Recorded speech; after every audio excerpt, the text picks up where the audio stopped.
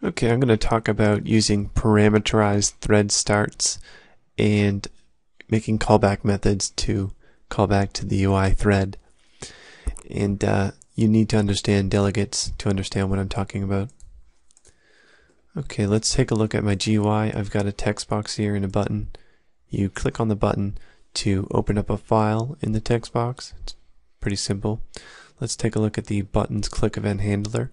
So I'm creating a file dialog, then I'm showing it, and we're going to create a parameterized thread start object, and then we want to pass in the method that is going to be used to start the thread. So this method is going to run on the newly created thread. Then we're going to say thread is equal to new thread. Then we're going to pass in our thread start object. Then we're going to say thread.start and then pass in the argument. It's kind of odd that we're passing in the argument here in a post anywhere up here. It's just how it is. We're going to pass in our file name so that the thread can properly load the file. Okay, let's go down to the load file method here. This is going to be executed on the second thread. The parameter needs to be of type object for you to use the thread starts on it. And you first start off by getting the content of the file. So file.readAllText, pass in the file name.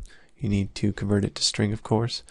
And then after you've got the content, you can send it into your callback method.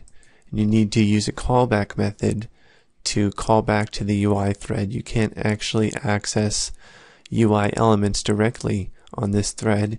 That would be an illegal cross-thread operation.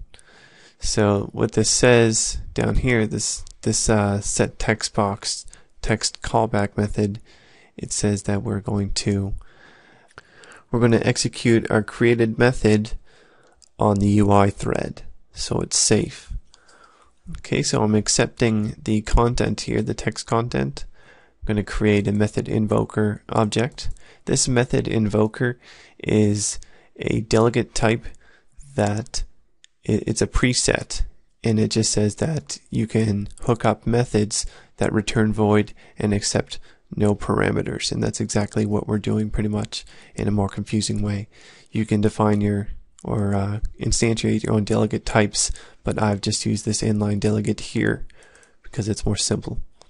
So I'm saying equals new method invoker delegate, and then this inline delegate type here, textbox.text is equal to text, and I'm simply just going to assign the text value passed in to the textbox text property.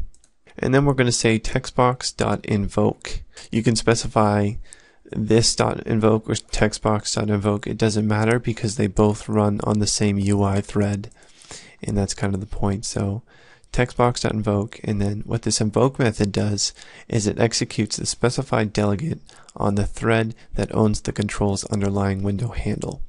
And that just says that we want to execute our delegate on the UI thread so that it's thread safe.